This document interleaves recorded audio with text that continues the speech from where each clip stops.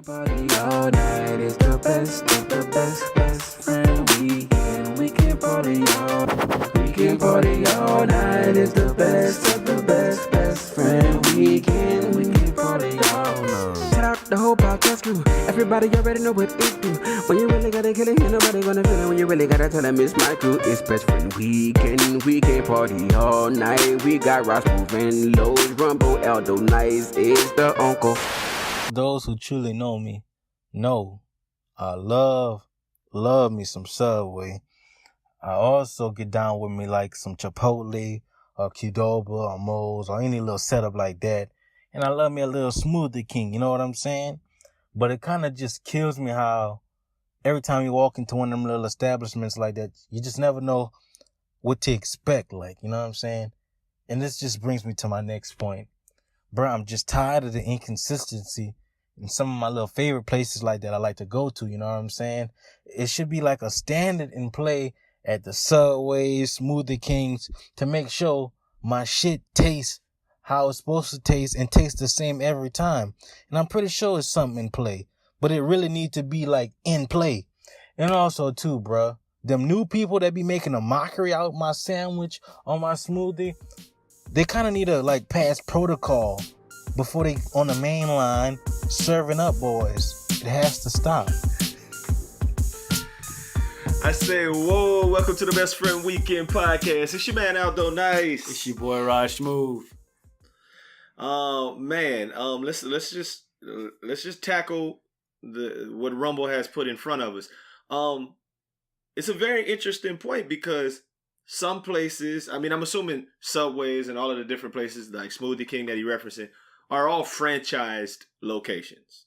Would I be correct in that assumption? You would be. So therefore, there is some kind of protocol.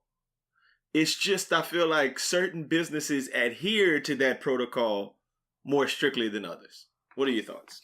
I think if you, I think it has to do with how much they pay their employees, which correlates directly with what type of employee you're gonna get. You're not gonna get the super motivated people at $7 minimum wage. Like that's not gonna happen. I don't think minimum wage in the food industry should go hand in hand. So I'm on par with Rumble. The only thing that I'm not real super like crazy about how somebody makes my sandwich or if it tastes the same every time.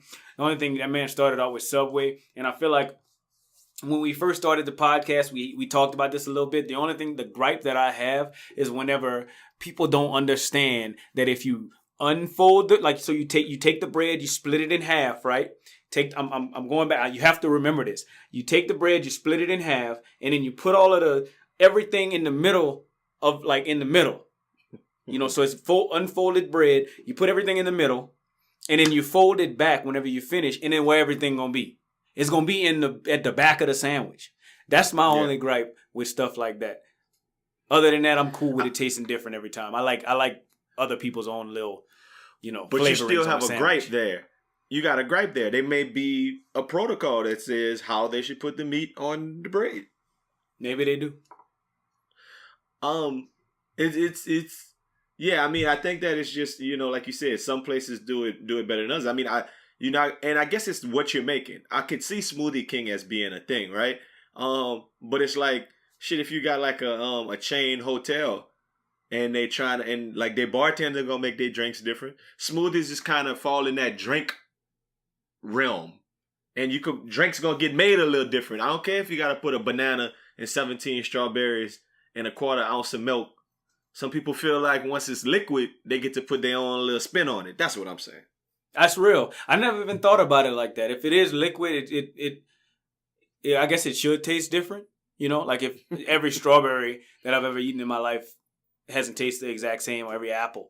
So I feel like, my smoothie should taste a little bit different for the most part. And you know what's crazy? My sandwich should too. I just feel like because every cow ain't gonna taste the same, and every chicken. You feel me? So I think right there we just solved it. That there's nowhere in those types of establishments where we eating real meat. I think it's all that bullshit.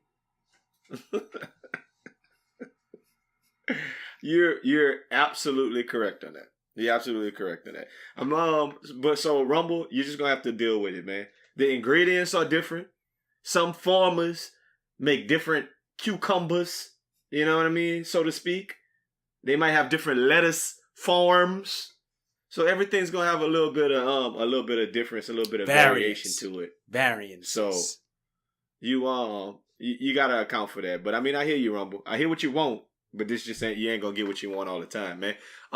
Shout out before we even start the podcast. We're gonna have one melancholy shout out and one big dog shout out. Shout out my boy Los, man. He not here with us, man. This podcast brought to you by CAP. Los, man, put a prayer up for that boy, man. He got some stuff going on with him, but he say he gonna be cool with it. You know what I mean? Everything gonna play out the way it's supposed to. But he ain't with us this week. He'll be back soon enough, though. Can I please do the big? Definitely shout out to Los. I just want to do the Go ahead. big dog shout. I think you know where I'm going. I know where you're going. I want to say, ooh, I hope he listening. He can't just be uplifting us like that and don't listen to us. Shout out my man's big, how we say it? Big motherfucking Mark all motherfucking day. Fucking day. Big Mark all day. According to Big Mark, according to Big Mark all motherfucking day, we got the best Louisiana podcast in the world. I don't know if that makes sense, but that's it. Period. Big motherfucking Mark all day says so. So that's what we going with. Right. And he going that boys next on their pages. I might get us in some trouble, but fuck it. We got Big Mark all day on our side. Yeah, man. Basically, a little backstory to that. We ain't gonna go too deep into it. Big Mark all motherfucking day, motherfucking Big Mark went on some. He went on some people page, man, and it was like yeah, man. It was an interesting thing. They had some kind of podcast. I was looking for the actual quote. I couldn't find it right there. But it was like some odd hip hop or something podcast, Louisiana podcast.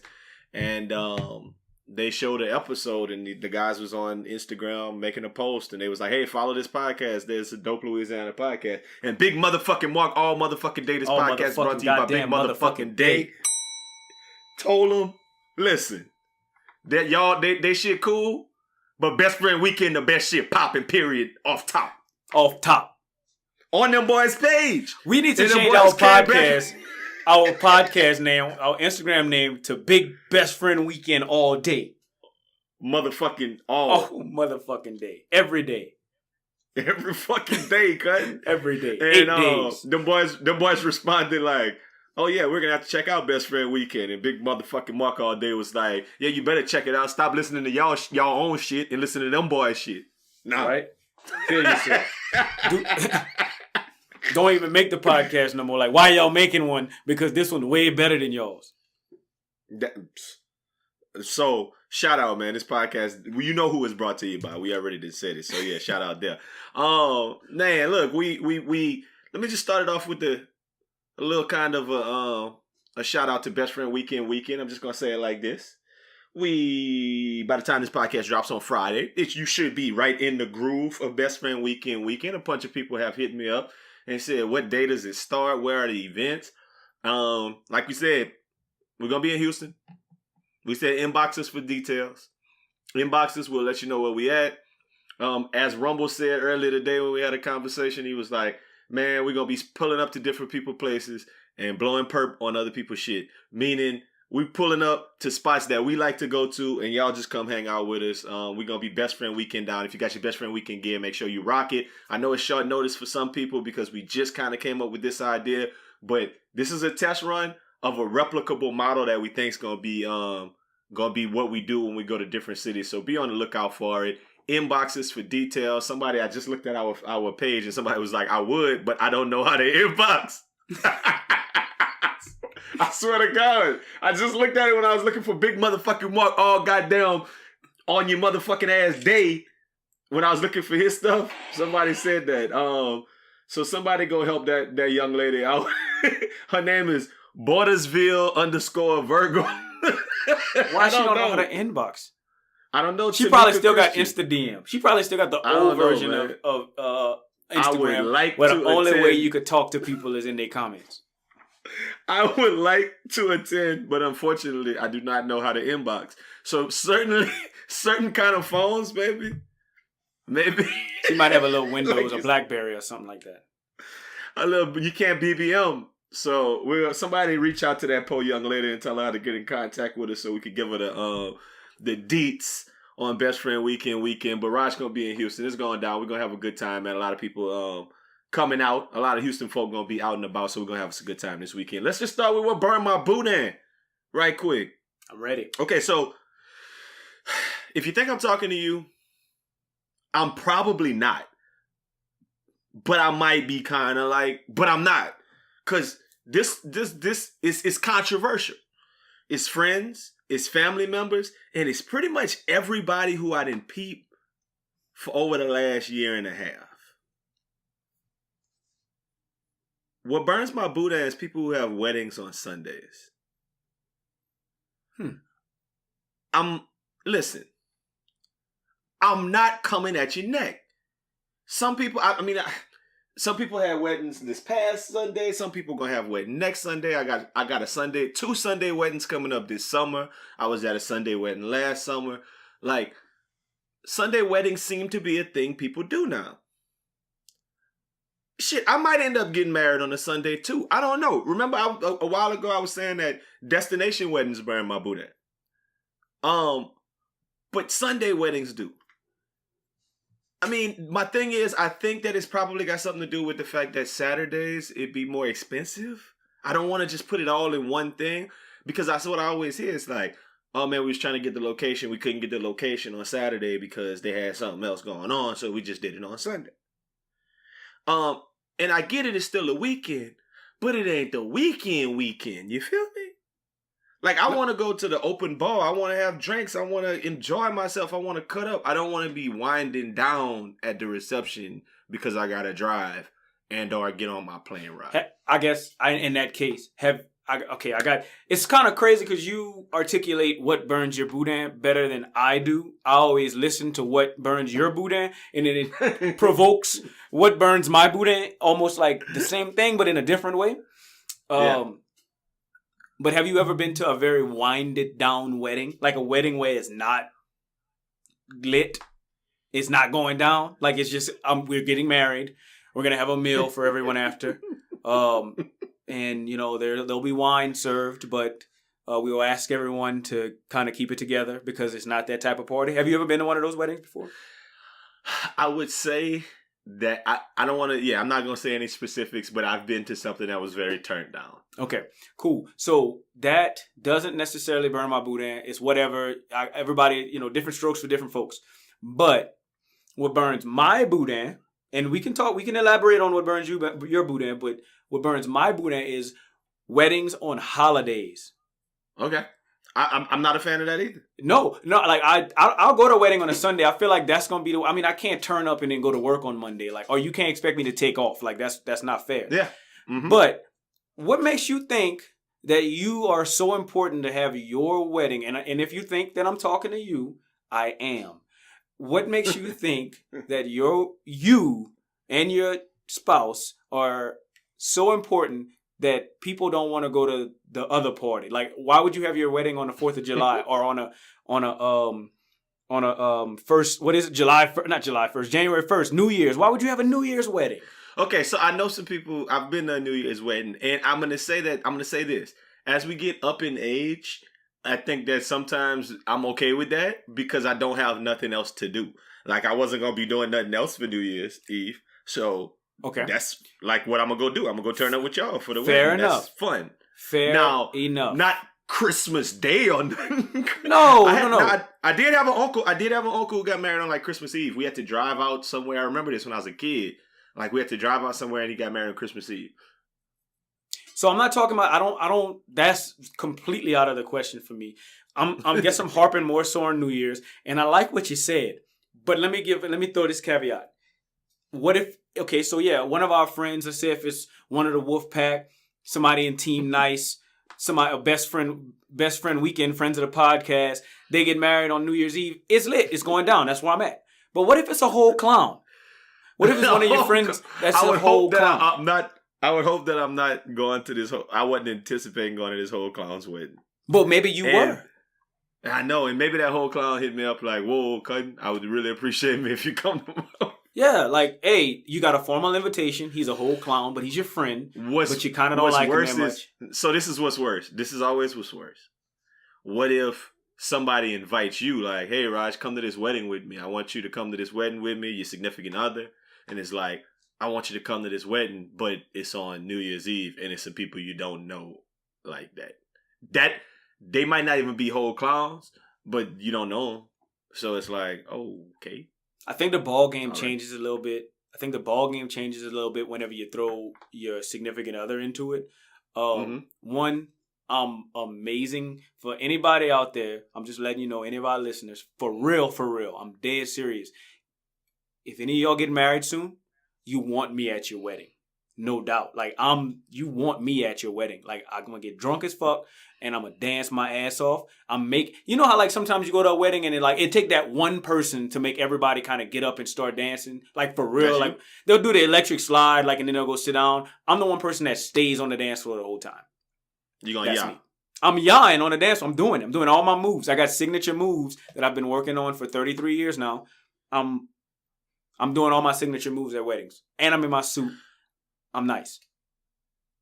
I can attest for that. I've seen pictures. I don't know if I've ever recalled being at honestly, now that I'm saying this, we've never been to the same wedding. We've never been to a wedding together. I don't think so. I don't think I've ever been to a wedding with you, right? Yeah. I went to Wade's wedding. Oh, were you there? I was, but I did not like you at the time. And I was the best man, so I was kind of doing like responsibilities, and you was yawing, I guess. Okay, all right. I was not yawing. I went to the wedding with my parents, so I wasn't really yawing like talking about. Okay, so these are lies you're telling now about how turned you are at weddings. This is the one wedding I'm about to explain it. Let me explain it. By whatever this podcast whatever is brought account to you by the rookie. By whatever account, I have been to more white weddings than I've been to black weddings, so it is almost unfair for me. I'm like the LeBron James of wedding goers when it comes to me going to white weddings because I dance better than everybody over there. So I can see how maybe I might not be the party starter at Wade's wedding. Wade might have had somebody over there that was the party starter. So let's go back and rewind this whole podcast. Let's do it. If you're listening out there and you white, you want me at your wedding. No doubt. You want Rod. No doubt. You want me there. If you're black, you want me there too. At black weddings, yeah, you could invite me. I just can't be upstaged. I like to be the best. You know? And to be the best. You can't go to no wedding with big papoose or nobody, Cutting. Papu. Cutting, you can't go to nobody who going, Lil Mac might be at that wedding. Cutting, you can't have like somebody trying to out-yah you at the wedding. I can't go with Lil Mac. Like, because I'm going to get... He's gonna pop lock. The uncle. This podcast brought to you by the uncle. I'm not even going down that rabbit hole because I know what your response is gonna be. But the uncle might get out there on that dance floor way more than you. I think the difference between me and the uncle. So this podcast is brought to you by the uncle. I fucks with the uncle very heavy. We could party all night. I dance better than the uncle. I'm gonna just put that out there. Okay, I get you. But the uncle gives no fucks. So while I'm doing my thing, I'm dancing, I'm looking way better. The uncle is not giving a fuck more than me. So he a little bit more wiggly than I am. You know, like there's a certain amount of wiggle. He do have a wiggly foot leg thing that he do. Yeah, there's a certain amount of wiggle that I feel like you could do before you get to, going too far. And I don't ever want to experiment in that wiggleness. Yeah. Okay. I got you. It makes sense. So we got things. I mean, my whole point, going back to what Burned My Boudin about weddings on the weekends, is like, what's the rationale when it's Sunday? I mean, are we going to get to a place where it's like, okay, my wedding going to be on Tuesday? Like, are we going to get there? Like, it's going to be on Monday afternoon. Like, I've been to a Friday wedding too. Like a happy hour. It was like at 6 o'clock. Mm-hmm. I didn't hate it, But it's kind of like that whole phenomenon of like when I was growing up, I used to like Friday nights. I used to get more excited for Friday nights than Saturday nights because Saturday night meant I had to get up for church. So I can't really go in. I mean, I got to the point where I used to, when I was in college, where I'd go to church still drunk and be like blackout drunk in the first pew sweating. Catching the Holy Ghost. Right? So I've been there, but I always want to have that day after where I could just, man, we going until 6 a.m. I don't care. I'll sleep all day tomorrow. And a Sunday wedding just doesn't allow that for me. It feels more like, oh, I'm gonna pull up. I'm gonna be there on Friday. I'm gonna get there on Friday. Oh, the wedding on Sunday. Well, shit, my flight is on Sunday night because I gotta be to work in the morning. My flight at like 9. So, the wedding at 3. Okay, cool. So then, I'll hit that reception. I'll leave like at 6 to get to the airport. You know what I mean? That kind of thing. It just becomes, it burns my boudin a little bit. But if you're getting married on a Sunday, I'm still gonna try to pull up. No, not try. If you my dog, I'm pulling up. I'll tell you like this. If it's a Sunday wedding, of course, it goes without saying that it's got to be a day party. Right? But I've been like, I went to one last year that was like 7 p.m. on a Sunday. No. 6, 7 p.m., yeah. What is that? I don't know. So they was going... Everybody different. Oh, you going cheap. Like Sunday. Like that's I don't know what the rest... I don't know. I'm not going to speak to it. And pretty much everybody... You don't have to. It was a family event. And pretty much everybody stayed like that night and was whatever. But I was on some like, I gotta go to work. So my flight was at like 5 a.m. So I stayed up. I mean, I stayed for the wedding because I didn't want to be rude. It was at 7. But then I got up at like 3:30 and caught an Uber to the airport and was there and then flew back, got to Houston at like... See, I'm not talking about unorthodox weddings where it's two 60-year-olds getting married. Not that. I'm talking about people our age. This people our age. Oh boy. Okay. Well, good for them. Yeah. I mean, let me tell you another thing that burns my boudin. Before we get on people's nerves. Another thing that burns my boudin is when people spell boudin with an A. Oh! Welcome to Denver. No. Baudouin. Baudouin. Spell it for me. Spell it for me. I don't know. I don't even know how they spell it. I'm assuming they say Boudin or Ain. Yeah, so know. that's what I was going. Not Baudouin, but Boudain. Baudouin is just my other way of saying boudin. That ain't got nothing to do with spelling. That's just that fucking Baudouin. But yeah, Boudin. Baudouin with that French. Yeah. Anyway, so French bread. Mm-hmm. Yeah, Boudain. I've seen it. It packaged and mass produced and called boudin. Well, boudin is rice in probably meat. Boudin is pork in fixins and gizzards and good stuff in boucherie in Louisiana. Like, you put them two things, because I'm in like a little melting pot, right? Because I'm in Houston. It's kind of like they got this overlap of culture between Louisiana culture and Texas culture. And you could go to the store and get boudin, and you could go to the boucherie in Louisiana from Don's or from Legnon's and or Billy's. Anything. Menard Brothers, Billy's, and come back with Pennywise, right?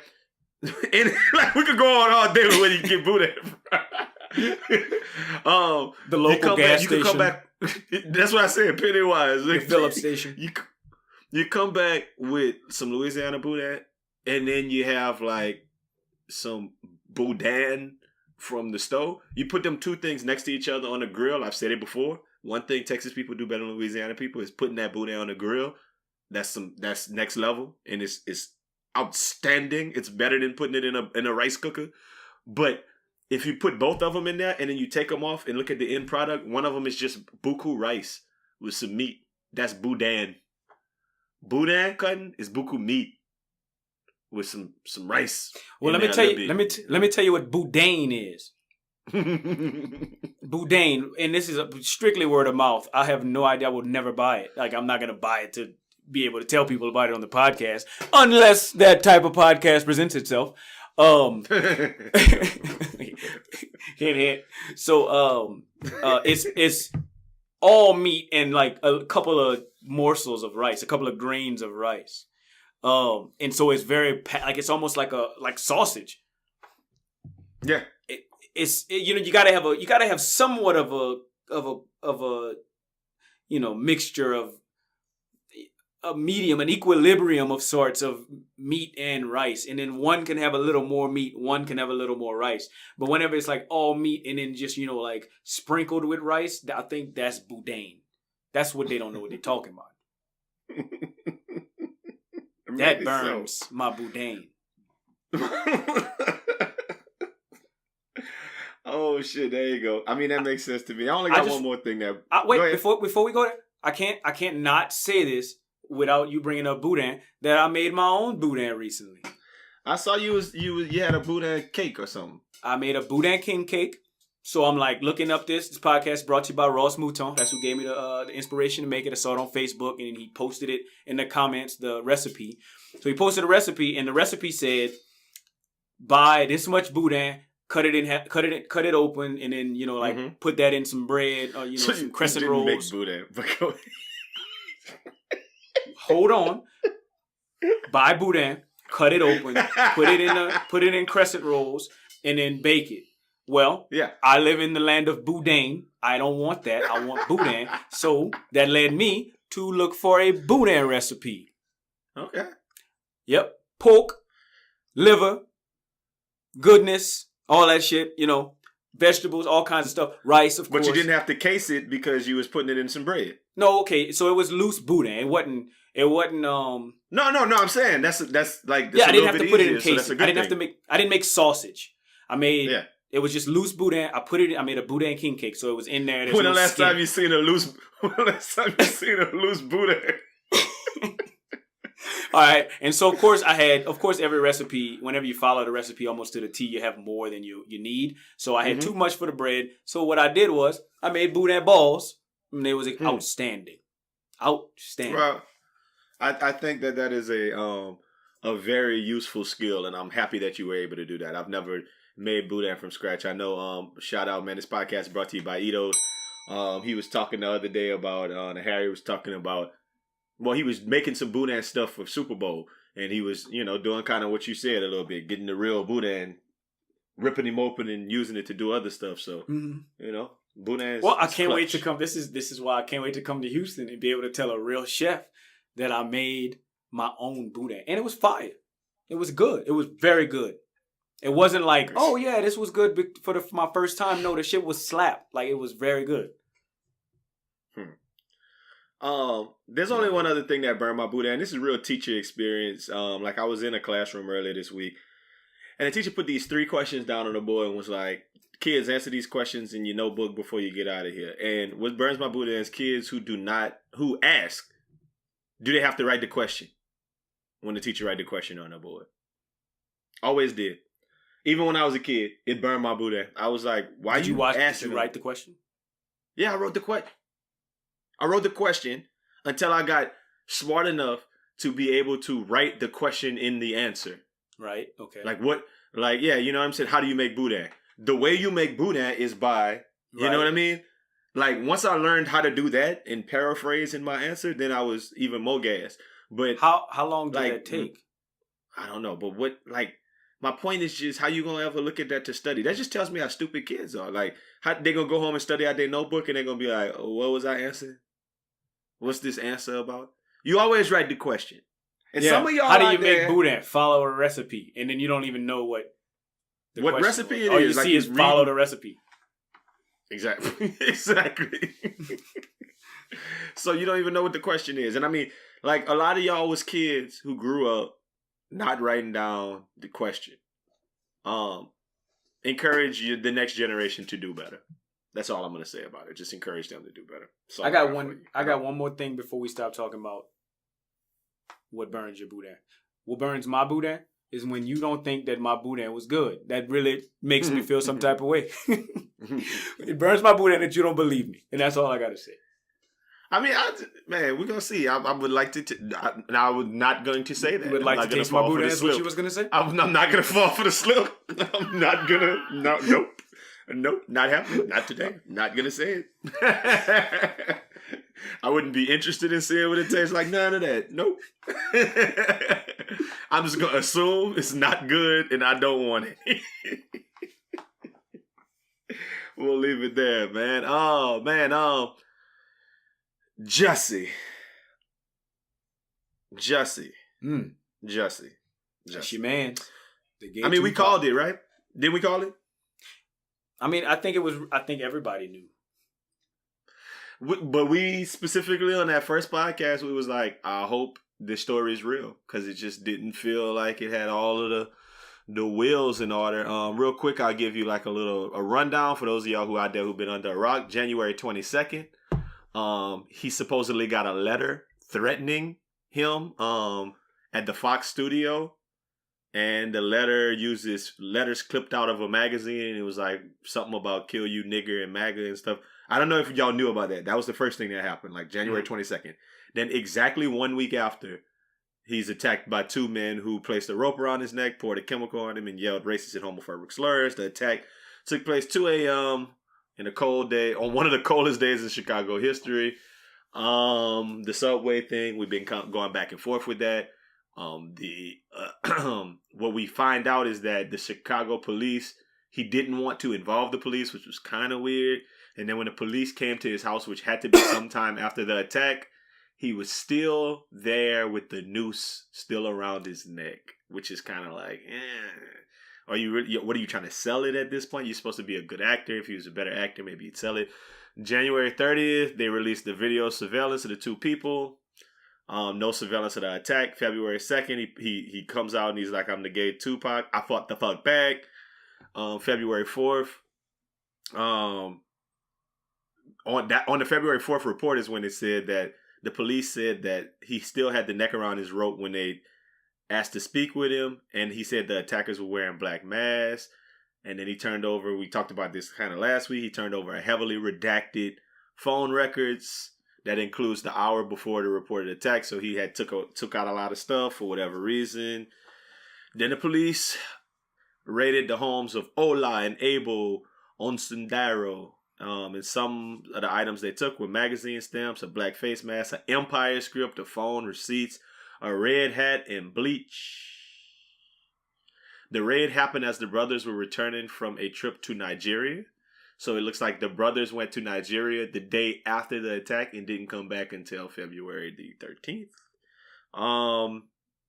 Then they started saying that he was orchestrating the attack that came out on Valentine's Day. So we didn't really talk about that too much on last week's podcast because they were already talking about it. The brothers were questioned and then let go. And then it's like, sources say the brothers were paid $3,500 by Smollett to help stage the attack. And they also rehearsed the attack, is what people are saying. They say that they wanted to talk to Smollett. They had follow-up questions, and there was no. And then Jussie didn't want to meet with Chicago police. They said Smollett upset after a racist letter sent to the show studio didn't get a bigger reaction than suspecting of paying two men to attack him a week later, according to multiple sources with direct information. And that's the whole thing, man. I mean, it's. Like, sources say the brothers were seen on a ride-share video as they were dropped off near the location of the attack. And now today on CNN, even they're talking about he faces a felony charge of disorderly conduct for allegedly filing a false report. And they're going to try to prosecute him. This is what it looks like as of today, that Jussie Smollett was a whole liar out here, a whole clown, so to speak. Go ahead. No, I think that this is the perfect example of all publicity is good publicity. Or publicity nonetheless. Because that man is wildly popular now. For facing felony charges. That's one thing. I don't know. Definitely wild. I mean, I can see that man being like the next host on The Price is Right or some shit. You know, Family Feud. No, man, he's done. You think he done? I mean, and I know we had this conversation a couple weeks ago about somebody else, and y'all was fussing me down that whoever it was wasn't done. They was like, he gonna come back, he gonna be fine. Jussie Smollett is done, man. Jussie Smollett is Orlando Brown territory now, man. Oh no. Yeah, I think he Whole is a whole clown. clown. But I also read just in the recent news that Empire producers consider suspending Jussie Smollett. Consider? Like, for real? That's all? Because I feel like Jussie Smollett will no longer be a part of the Empire series or show or whatever it is. That's what I thought I would read, but they're considering suspending him, and that's it? I don't know. I think it's because people are trying to, like, it's almost like there gotta be some kind of mental health issue going on with this. Like, the internet been savage with it. Obviously, they're calling him the first black person to ever scam Nigerians, which is hilarious. They got the Nike ad talking about believe in something even if you set them niggas up to to beat you up. Like, they got the yeah, it's a lot, man. They got the gay Tupac ones. They got the album they dropped today, All Lies on Me. Like, yeah, man, Jussie Smollett. They got the infamous That Dick Will Make You Do Some Crazy Things. So they've been the internet going crazy to him, and I don't see. No, Raj, I can't see him being regular after this. I can't see him being someone that Hollywood is gonna be like, oh, embracing. Now let me ask you a question. Embarrassed the black community and he embarrassed the gay community, and I just don't think that's gonna fly. Okay, I appreciate that. Let me ask you a question. Jussie Smollett wants to be the headliner of Best Friend Weekend 2.22, and it's Aldo Smollett's decision. Does he headline Best Friend Weekend 2.22? Best Friend Weekend 2.22. Okay, Raj. If you're asking me, I'm going to answer your question directly. I'm not even going to beat around the bush. Yes, Jussie Smollett hosts Best Friend Weekend Phase 3. Yes, you fucking right. However, we'd have to think about that, because then Best Friend Weekend might turn into a little gay festival, and maybe we don't want that. Maybe we don't want like all of the gay dudes in America being like inundating Best Friend Weekend to where the outside observer feels like that's what Best Friend Weekend is about. Now, if it's a good mix of people, then yeah, absolutely, gay people can come too. But I don't want it to just be all like Jussie Smollett homeboys. Right. My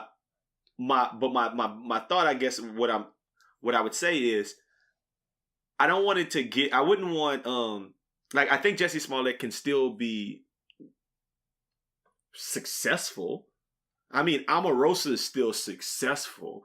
People can be like, you know what I mean? People can be defamed, but still be successful by, like you just said, he could change his whole MO and be like, I'll appear on everybody's podcast and I'm charging y'all $1,000 a piece. Like, he could make his rounds, like, they could host parties. Like, people gonna want to, you know, he can do things, but the level of like people taking him serious and him being a serious actor, I think that's just done.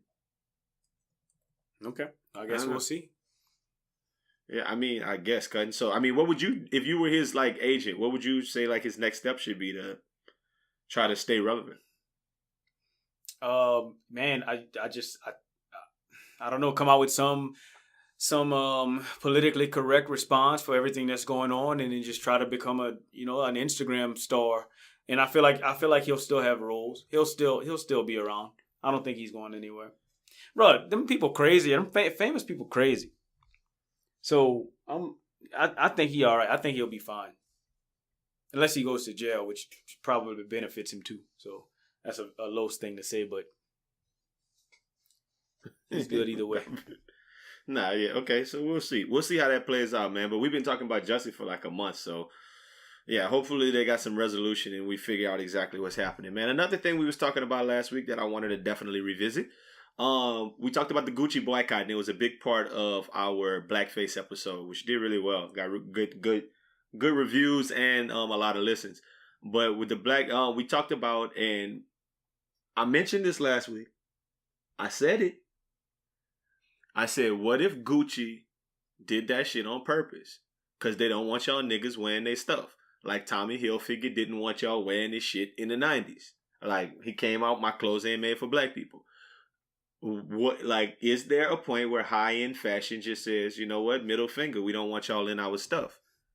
And less than a week later, Burberry has a fashion a runway show where they put a hoodie with strings tied in the shape of a noose around somebody's neck in London's Fashion Week on the runway. And the model complained before the show and on Instagram, saying the noose not only evoked lynchings, but also suicide.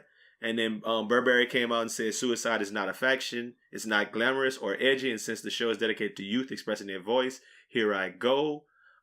Everyone at Burberry it is beyond me how you could let a look resembling a noose hanging from a neck out on the runway. Okay, so it's a bunch of stuff going on, right? They didn't say anything per se about lynching. They said things more about suicide. Are they just in step with, like, I mean, is Prada next gonna come out with, like, you know what I mean? Like some all out with MAGA hats on the runway. Prada MAGA hats. You know what I mean? Like I know what you mean. I just think I think I'm a harp on what I said last time. I think that people that make fashion and are artsy people are trying to find art and fashion in everything. That's how I feel. I feel like I could see people finding offense or taking offense to this type of hoodie and even like the Gucci stuff. But I really think that person that made this stuff, like these different designers, are just trying to find the next, like, something that nobody else did. Let me find fashion and something that nobody else did. Just like a la Kanye making, I mean, and it's not quite the same thing, but a la Kanye making like homeless clothes look like a thing when nobody really ever did that before. And then everybody starts wearing homeless clothes. And maybe I just think that they don't necessarily have the wherewithal to be aware of it of hurting someone whenever they're just trying to create art. I'm sure that there's a bajillion of current modern paintings that are very, very, offensive to someone, but people find art in that stuff. Well, I mean, I guess I watched a documentary earlier today, actually. Not a documentary, it definitely wasn't. It was a movie, starring Dr. Narcisse, but it was the Jean-Michel Basquiat movie. I mean, I don't know if you're familiar with Basquiat and his paintings in the 90s or in New York City.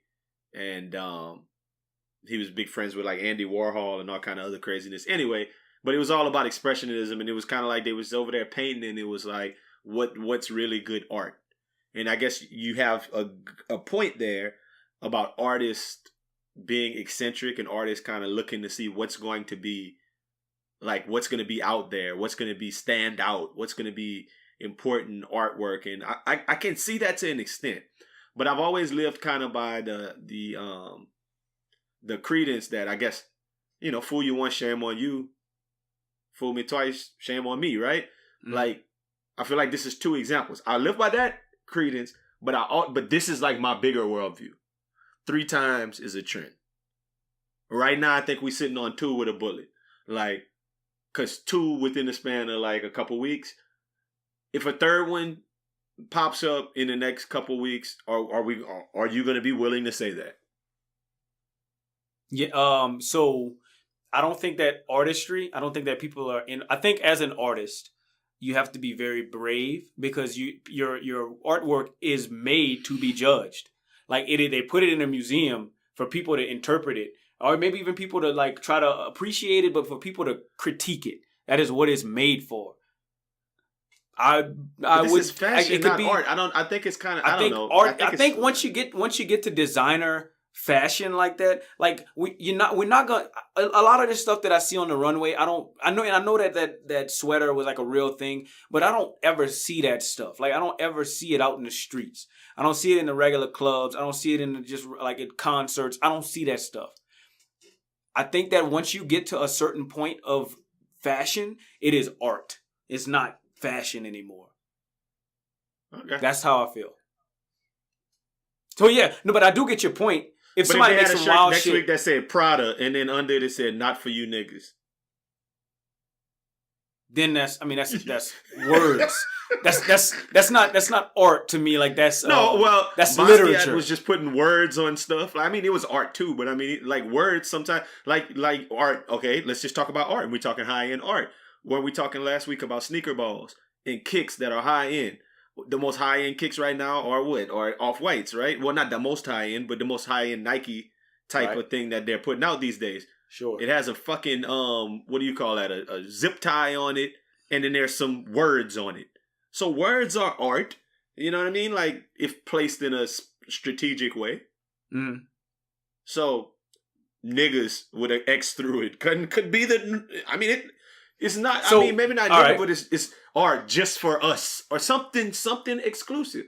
It don't have to be as blatant in your face, but it can be something. I see that. I see that on the table, and let me raise you with, what if it's a black-owned company, a black-owned fashion company that makes a Tommy Hilfiger shirt, whatever, like put it as a shirt, and I know it would be some kind of copyright infringement, but let's just say it was and put "not for you, nigga," and would you wear that? I feel like that would be kind of a dope shirt. Or if black people put out a company called For Us By Us. Facts. Fubu did it first, so now that's their response. You feel what I'm saying? I feel like, maybe. No, I don't, but I feel... You sure? I mean, what if they really do? Like, what if they put out just something that's similar to like a Tommy Hilfiger shirt or Cristal and put "not for you, nigga," and then it just becomes some kind of like acronym where it's NFYN. Why not? Let's do it. I feel like that's something that we can make money off of. I feel like that's a real thing. NFYN. Coming soon. No, a Raj Smuve production. Well, it's a Raj Smuve production. A Raj Smuve production. There you go. Oh, man. Man, let's switch focus a little bit because I do want to, got 3 more stories I just want to get your take on. So I kind of talked about this a little bit towards the end of the pod last week. I'm going to just throw this out here because it's weird. In December 2017, it says the first child delivered from a womb transplanted from a dead donor. Like the story's just coming out a year later, but it happened like a year or so ago. It said in São Paulo, Brazil, a 32-year-old woman has a syndrome that left her without a womb. 7 months later, doctors implanted an in vitro fertilized embryo, and then the mom had a normal pregnancy and had baby by C-section. So basically, it's the first case of a live birth from a deceased donor. So they basically, like we just said, they are transplanting somebody's womb. You've heard of face transplants, heart transplants, lung transplants, whatever. This is a womb. You can take somebody's womb and put it in somebody else. And the story ends with that this could allow pregnancy for women without uteruses, including transgender women or those whose womb is damaged. So that part kind of just was like, whoa. So people who was born men can turn into women and now get a womb transplant and have babies. What are your thoughts on that? Yeah. I mean, to me, it's just as it's like any type of organ. You know, I don't feel like it's a crazy story. I could see it. I don't even know how a womb looks. I've never seen a womb at, the hospital or anything like that. You know what I mean? So what is a womb? It's like a basketball or something. Like, I don't know exactly. Said he got plans to put his hands in places he's never seen, girl. You know what I mean? So I'm assuming that's a womb. A womb. I think it's a great medical experiment. I think it's awesome that science can do shit like this now. Does it surprise you, though? Is it groundbreaking? Nah, it doesn't cure cancer. It is groundbreaking to me. It's groundbreaking to me when you put it in that context that, okay, we grew up with Ronald, and now Ronald is Ranisha, and Ranisha is going to try to carry a baby to full term. Now, I guess it's going to be a little different because I guess it's just the experience, right? Like carrying the baby, because it's not going to be genetically like related to the person unless they maybe get like, I don't know, it's kind of weird, right? It like maybe their brother or their sister's DNA. I don't know. Like it's a womb. It's not like a egg. It's not like a transplant. It's not like the womb produces eggs. Yeah. Yeah, I feel like there's still the baby is still genetically for the woman that the baby is inside of, not the womb. You know, that's how I feel. I don't know. But were you going to a trans area? Is that what you were going? I'm definitely going to the trans area. So Yeah, I get your point. I guess like, that's groundbreaking. If the woman don't have a womb, but she still can make eggs and stuff, then yeah, they can do like an in vitro thing outside, then put it in her transplanted womb, and she can still give birth. I can see that being a thing. But I'm talking like someone who was born a man who doesn't have eggs. She's not gonna be making eggs. I don't think that's possible. I think we need. But then again, I don't know. I think we need to cool it on experimental science. That's what I think. I really think that we need to cool it on experimental science. And I thought you just said this was a good thing. I thought you just said it was a good thing. I think it's a good thing for science, but for just over the top social studies, though. Yeah, like what are we doing here? You know, like I don't know. I don't know. I don't know. I don't want to sound transphobic or anything like that, or you know. You don't want to sound los. Yeah, I don't want to sound los, but I'm you know. You remember the movie Junior? They did this shit, yeah. And it was a comedy. Like it wasn't, and it was like Arnold Schwarzenegger and Danny DeVito, right? Right, and Arnold Schwarzenegger held the baby. But it was like, Arnold Schwarzenegger, yeah. What you know? I don't know. Like I feel like we need to put a little hole on that because how far are we gonna go? What else? What's next? I don't know. We're gonna figure it out, and this goes perfectly into the next story I wanted to talk about. In Florida, a Florida family is making headlines for their untraditional approach to parenting. A baby named Sparrow Dennis is not being raised as a boy or girl. Instead, Sparrow's parents are raising them using they and them pronouns. Basically, they're joining other families across the country, raising a child in a gender-neutral way, giving the children the freedom to decide their own gender when they're older.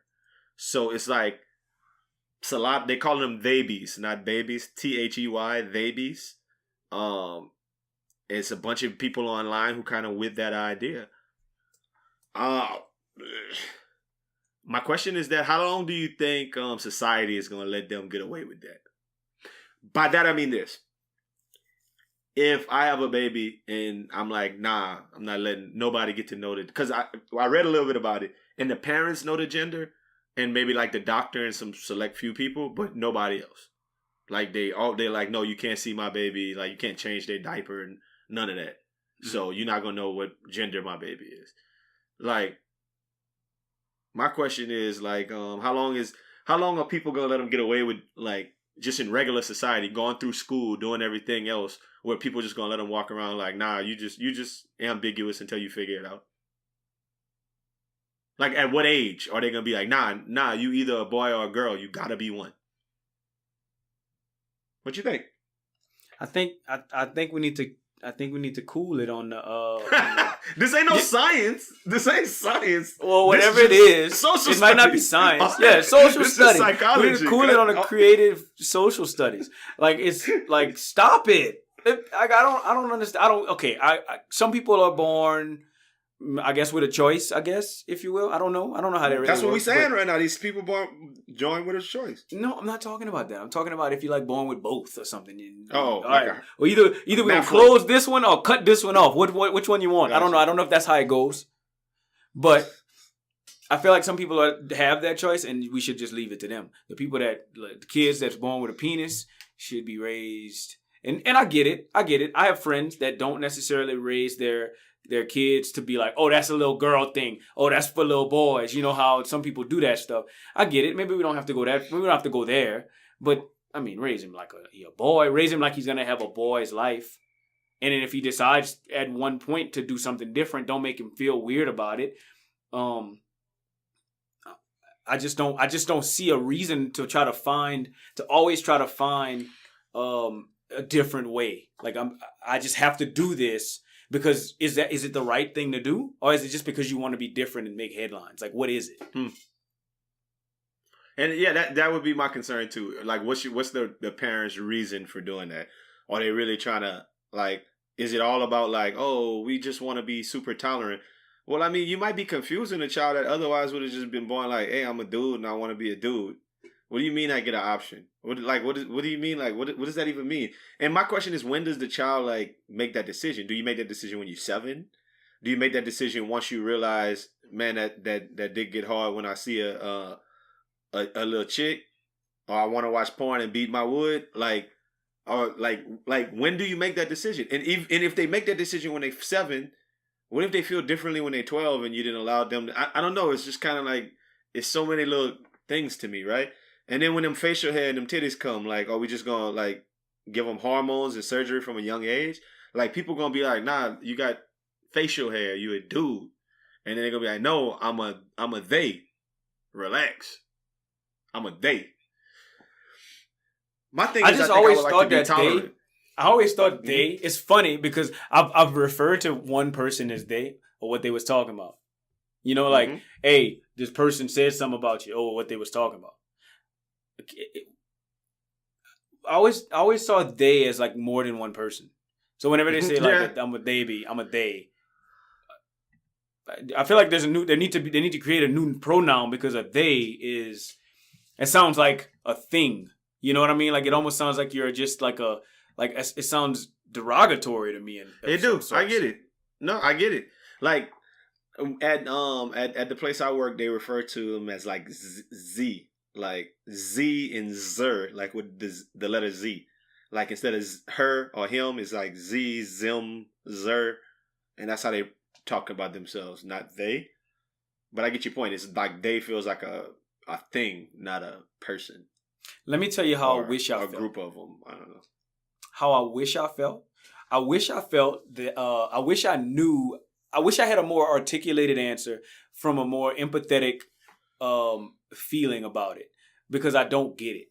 That's how I feel about it. I don't understand it. So I wish that someone could give me a answer that maybe I can give to people, or give me an answer that I could accept, because I don't understand the social importance of it. I don't understand. I don't think that it makes you a better person to make your child a theyby as opposed to a he or a she. But you see, I think you're harping on that one thing, which I think is, well, I mean, it's fine that you feel that way. That you feel like the parents are doing that to be like trying to be extra like special and extra thoughtful and extra like, no, we're better parents because we don't subscribe to gender roles. You know what I mean? Mm-hmm. Like, at their gender reveal party, when they popped the thing, it just was air. And it was like, it was white. the little paint came out and it was white. You know, it's just regular, like nothing. You know, we having a baby, a theyby. So, it's a bunch of things. Like I said, I think that there's other demographics other than just he and she. There's black and white and you know, Asian. Like, so what if if Asian people are just like, you know what, fuck it, we're actually Caucasian. Like, what, like, you know what I mean? Like, what is that? Like, what? Like, race is a social construct, so they can say that if they want, and they can very well put that on their birth certificate, on their test scores. They can do all of that. You can do that. You can be white if you want, Raj, by just putting it on the test, on your census information and on testing and stuff. You could just say you're white. It's a social construct. It's not a real thing. My okay, and then it goes along with how I feel about it. What I have no empathetic feelings towards it. What is the point of it? How does it help me? How does it make me any better of a person? Because you don't want to have no black ass babies. Me putting white on standardized testing does not make my baby any more light skinned. That doesn't help with the light skinnedness of my baby, and I've never said that. So don't put that in there. Have you ever done it? I've never done it before. You have a point. All right then. We don't know. You have a point. You never know. You never tried it, shout it. Man, before we get up out of here, I want a couple of sports stories. Cap got the $80 million and he settled this week. I'm not gonna go too deep into this story because I didn't read all the nuance in it. This is where I want to go. Read all. Okay, then we could talk about it for a while. Then, my question is, do we believe that he got $80 million? Like, I feel like it almost falls into the kind of believing everything you see on the internet thing when it's like he got 60 to 80 million. Like, who knows that and why do they know that? It's a gag order on that, right? It's a non-disclosure agreement. We don't know how much money he got. Let me tell you how they know. Okay. One, I think that it's an educated guess from very smart people. People that I do think are very smart. And I mean a collective group of people, like the internet. Let's call it that. So that's what I think. But let me tell you why I think he got a lot of money. Okay, so like if we call it 80 million, if we call it a bill or 100 million or 200, 300 million, it's a lot of money. Can we just call it a fillion? A fillion. He got a fillion. He actually got 80 fillion. So okay. He got $1 billion, and let me tell you what I think happened.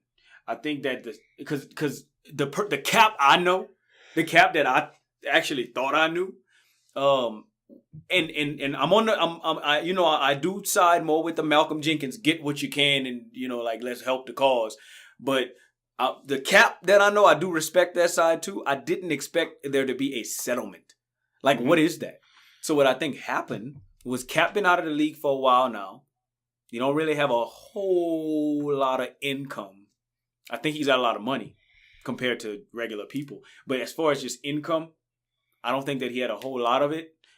I think that man see all of these basketball players, football players, just sport athletes making all of this money, and he don't have a lot of it coming in. He like, man, you know what? Like I did my part.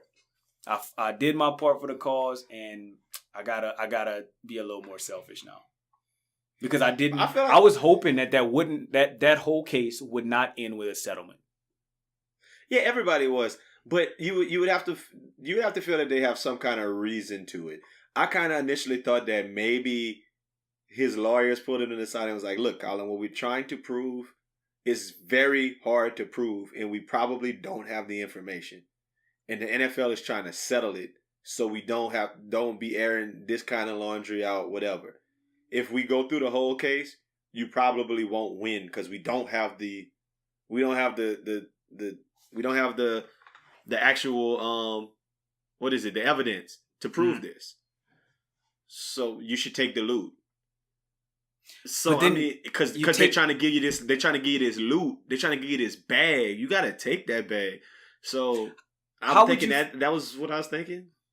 How would you feel though if, all right, so a year passes, however long passes, time passes, and all right, Cap takes a L. We hear breaking news on ESPN. Colin Kaepernick has lost his suit with the NFL. He plans to appeal, loses the appeal, all of that jazz. Just goes through and he just takes L's all over the place. The NFL is actually the court of law has found no evidence of collusion. How would that make you feel? What would you say? You say that they fucking liars. Like, so I know that's how it would make me feel like that. There's a fucking lie around here. Like, and it would make his case even stronger. It would make. But he wouldn't have $80 million. You're right. You're right. I would have been Malcolm Jenkins. I'd have been took the money. But I wanted Cap to just lose. This money ain't for the struggle, though. This money not for the struggle, Raj. This money is for his lost income. This is for his pockets. I think so too. But so thank you, Cap. Thank you for the time. But he didn't follow through. I wish he would have. I'm not saying died right now, but I just wish he would have died being a martyr. Like, I wish he would have died for the cause. I kind of wish he would have been like a little bit more petty. Like, I need $84 million because that's what Kirk Cousins got. Like something real, like, you know what I mean? Like, but we don't know. Maybe he did. Yeah, possibly, right? I need $14 million for the 14th Amendment, or like something, just a number that would have been like, oh, Kaepernick did his thing. So you never know. I don't know. It's a lot of things to it. But what I saw today was that Nike dropped their Kaepernick jerseys, and when I went online to buy one, it was $150. I don't want to spend $150 for a Kaepernick jersey. You mean the new one? Is that whack? I want that jersey, but I don't want to spend $150. No, I think no.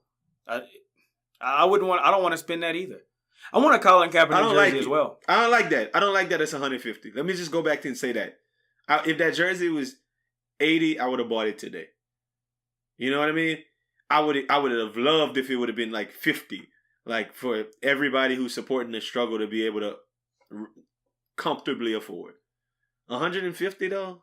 $150 for a jersey that just says Kaepernick with a 7 on it and it's all black? I don't know, man. Nike trying to get that loot back that they got him on that endorsement deal. Let me tell you what somebody told me. somebody told me something like this, and it kind of changed my feeling about jerseys. I'll still wear them, but somebody said essentially when people wear jerseys, they're just in cosplay. And I was like, damn, that is funny. Like, we wear jerseys of other people, like other dudes. And be like, yeah, what's up, Kaepernick? I got this cool ass Beckham jersey on. And that's just the same thing as somebody wearing a Batman costume. Yeah.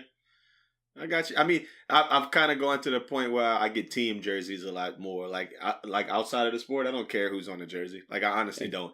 Like, I tell you I was getting those hockey jerseys and they'd be like, Umber J on the back. I don't know who the fuck that is. He could be racist as fuck. Yeah, I honestly don't care either. I do not care at all. The dopest jersey this podcast is brought to you by CNH. The dopest jersey that I've seen that I like was a NFL jersey, was a Christian Ponder Minnesota Vikings jersey that he bought like 2 years ago. Christian Ponder been out of the league for like 5 years. I saw that jersey like recently somewhere. I don't know why that would be super dope.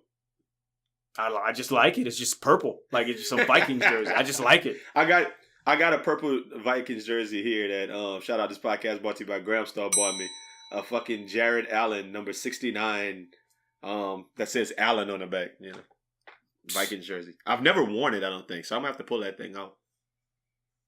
Pause. There you go. Or something like or something like that. The other story I saw was that Kanye West scored 106 points in a wheelchair basketball game charity. And people was reposting it though. This kind of goes to my whole little theory on, come on, man. Why would y'all think that's true? He scored 106 points in a charity basketball game against a team of children in wheelchairs. And people was reposting it. First of all, like, I listened to y'all podcast the other day. You and I listened to the CJR movement the other day. I listened to you and it's Clarence talking Mile High CI about Quavo, and you said that you could beat Quavo in basketball. I went Google. It made me do a Google. Quavo's 5'10". So you was pretty close with what you. So y'all about what and what with size. I actually thought he was bigger than that too. You were saying you'd beat that man 10-3. I feel like Kanye wouldn't score if I played him 1-on-1. So there's no way Kanye's not a basketball player. Point. Yeah, that's what I'm saying. He don't even look like he athletic, like he's coordinated enough. Like I would beat him 10-0. He wouldn't score. Like, Kanye wouldn't score against me. It was not possible. I'm gonna beat him and he's not gonna score. So when you see he scored 100, he's not scoring 106 points against anybody with a clock.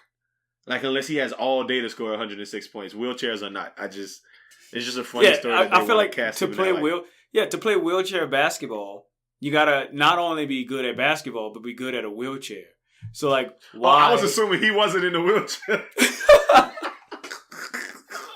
Because the pictures got him just out there hooping with no wheelchair.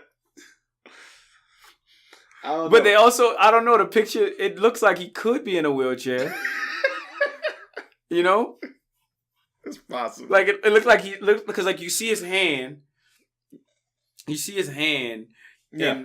And like, you see, like, the top of the basketball. But, like, it looked like he just, you know?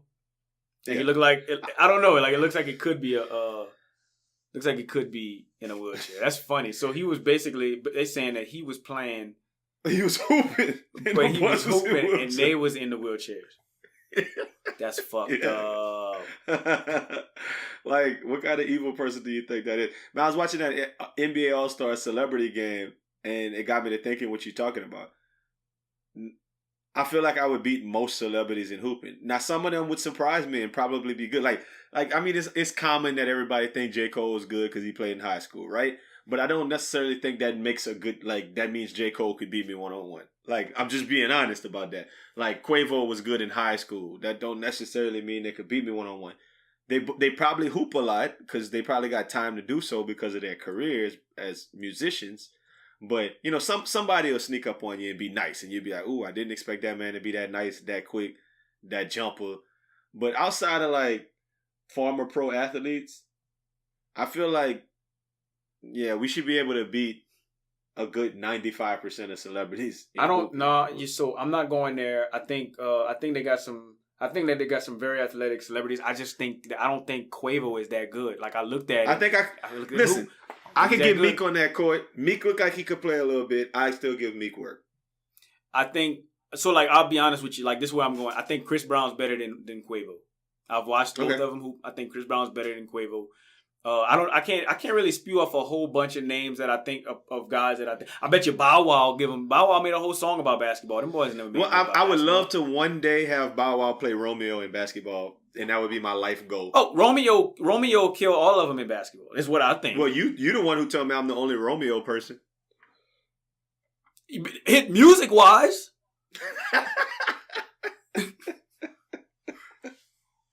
I just don't think you're from that a better family. I'm glad to get to say it on this podcast, and I will beat Quavo in basketball, no doubt. The whole Miller family would beat you, no doubt. No doubt. I mean, the whole Miller family, like Pete, Master almost P, like should have been on a team. He was on a team. He was on two teams. Well, I just watched a documentary on the Raptors, and they brought Master P up. The Raptors wasn't a good one though. It was New Orleans. No, when he was on the Hornets is the team he was actually gonna make. That was Charlotte. Yeah, he was gonna make the Hornets, but they didn't want him. Like they cut him at the last cut. I read a whole thing about this. Like Dallas Mavericks wanted him because Don Nelson was like, I want to get him on the team because I got an attitude. I mean, a reputation out here that people don't like. Can't relate to this young generation of hip hop, Latrell Sprewell, Chris Webber types. Because, he was coming from Golden State, and he wanted to change that in Dallas. So he was like, if I get this rapper on the team, and he's just as good as, like, any 14th or 15th player on the bench, and I just got him there just around the guys and on the team, that the people, free agents, might want to come to Dallas. Wow. That is not crazy. A fucking bad idea. No, yeah, I'm thinking if Quavo sits at the end of the bench, I might want to play with Quavo. You feel what I'm saying? Why not? Yeah. Meek is on the 76ers. You don't even have to come to practice. Just come to the games. Like I don't even need you to be good. Just come to the games. If we up 20 or down 20, you get you some burn. Yeah. Damn, that's a good idea. Shout out Don Nelson. That's why he the Don. Everybody. Some people think something like that, but he probably the only one who thought that way. Now cue up that music for Nothin NICE to say. You know they say if you can't say anything nice, don't say anything at all. If you can't say something nice, don't say nothing at all. Nothing nice to say, but Aldo nice. Ain't nothing nice. You hear me? So let me start with a major shout out to Rumble Williams. We need to get that boy back to full strength real soon. Son got a foot injury. He's been nursing since his wrestling days back in college, and looked like he might need some surgery. So toss up a prayer for the little homie. When he was telling me about it, I told him, look, he should try to file a complaint or something with his college. I mean, if I got hurt on the job, I'll be covered by workman's comp. So I figure if you get hurt while doing college athletics, boy, I should cover your medical expenses. Everybody out there knows that college basically treat student athletes like slave labor. So the least they could do is get Rumble feedback for all them days he done showed up to the plantation and did his mandingo fighting in the name of the university. Or maybe that's just me. But one time for one of the schools that Rumble used to wrestle at, Bethany College, I always thought that they was kind of mad weird for having a school in Kansas with the mascot of the Swedes and a logo that looked like the Minnesota Vikings. It just didn't add up for me. But then I did a little research and found out that Bethany College was established by Swedish Lutheran immigrants in 1881, which accounts for them being the Swedes. Still, I thought it was kind of funny that Rumble was out there with a jersey that had Swedes on it. It's like a white boy going to play basketball for a school called the Aztecs. Or a Mexican playing for the Zulus. Or any of y'all playing for the Redskins. But that's another story for another day. Back to the point. I thought it was a little strange, but then I saw a story this week that made it come full circle to me. In an upcoming documentary on Swedish TV, they'll be taking a look at the country's first inhabitants. It's called The First Swedes. Matthias Jacobson, a professor of genetics at Uppsala University and a researcher of the Atlas Project, which aims to map the genome of Sweden's early population, stressed that unlike present-day Swedes, their ancestors had dark skin as a legacy of their African origin. Their look would be quite unusual today because they had blue eyes with their dark skin. They were basically like the wet dream of all of you hood rat chicks with blonde hair and blue contacts in the late 90s. Like Sugar Shane Mosley, Vanessa Williams, Michael Williams, Nicole Murphy, or Michael Ealy, but with an Antonio Brown complexion. It seems that like shortly after their arrival, they blended with people from today's Russia who had paler skin and a variety of eye and hair colors around the same time from the East. The two peoples are thought to have mixed fairly quickly, and the Nordic people eventually became lighter skinned, allowing them to increase their vitamin D production to survive in the dark winters. I read that and thought it was kind of cool. I did a toast to light-skinned babies, like the Swedes did thousands of years ago, and respect that interesting story about global migration and anthropology. But guess what? Everyone didn't like the biological data-driven facts that scientists have provided. It seems that there's been backlash, and the Swedish people have taken the information advertised in the documentary as some sort of conspiracy aimed at making people more open to immigration. Others actually openly denied the accuracy of the documentary because they couldn't have descended from dark-skinned people. Full stop. In today's society of fake news and bullshit, it's sometimes hard to know what people really don't know and when they're just trying to deny something because they know it's true. Let me put my teacher hat on for a second. Lucy or Australopithecus are like the 3.2 million year old bones found of one of the first human-like species on Earth. They were found in Ethiopia. That's Africa. The oldest Homo sapiens come from the cradle of civilization in Africa. Humanity started in Africa and we all migrated from there. All of your ancestors are African. They're all dark-skinned. And you all started off looking like us in some form or fashion. I would go into more detail, but this ain't the first time that I had to tell y'all about that shit. Last year, nuclear DNA was taken from the Natural History Museum of Cheddar Man, who's Britain's oldest complete skeleton, and lo and behold, his genetic markers suggested that he probably had blue eyes, lactose intolerance, dark curly or wavy hair, and dark to very dark skin. And of course, the people in the United Kingdom didn't want to hear that and scream foul. Listen, white folks, y'all used to be niggas. And when y'all die, they bury y'all quick so nobody sees you become black again. Stop telling yourselves lies because I gotta get real ignorant with facts. I don't like it any more than you do that you get to say you got black in your family too. And I ain't got nothing nice to say about my Peckerwood cousins denying that we kin somewhere down the line. So I won't say nothing at all. Antonio Brown. That's what I'm saying. With blue eyes. Nah. You T.O. with blue eyes. I believe you. It's true. I don't just believe you. I know it to be true. I also know from what I understand. So I'm a big foodie. You know, I've been getting real into food and cooking and stuff like that. That most things were never white. You probably never white onions or white potatoes. They made them white because they didn't want them to be colored. True story. Continuing our conversation from last week, real dark people with blue eyes might look kind of weird. I would probably be scared of them. I would probably be scared. I would love to have some blue eyes. I'll be honest with you. That'd be with dope. Blue eyes. I would love to have some dope blue eyes. Well, I have a friend. This podcast is brought to you by Sarah. Like a couple of years ago, we went to watch a solar eclipse. And we were out watching it, and she was like basically telling me how she has to wear shades outside like all the time because she's got blue eyes. And she was like, when you have blue eyes, your eyes are way more sensitive because you don't have that color in them to be able to like look at stuff. So it's like when it's bright outside, like you have to wear like glasses all the time, or it's like it's irritating. I was like, oh wow, yeah, I don't want the blue eyes. I don't want that. I don't want those. I'll take the blue eyes. I'll still take the blue eyes. You think people? I don't know, man. Give you some green eyes, man. You could do something with some green eyes. Green eyes too. I done seen boys with green eyes. I never seen somebody my color, dark skin, with Sugar Shane Mosley with blue eyes. He got blue eyes. I never seen Sugar Shane Mosley before. Michael Ealy got blue eyes. I just named you like 5 of them. That's 2 people I've never seen.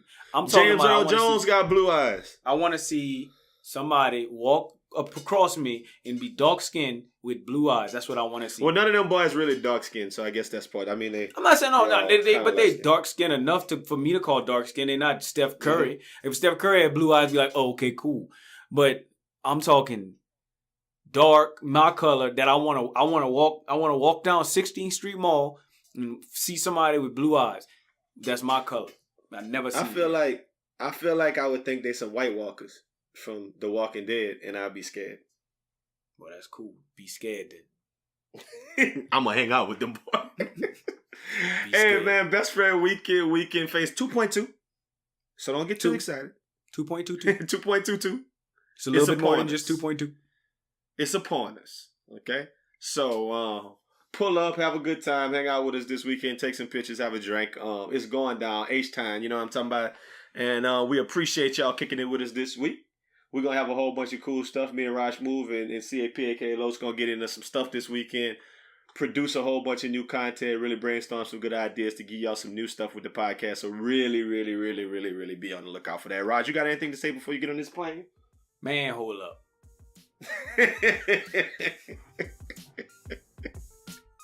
You know what? It's good enough. I'm with that. We'll holler at y'all later.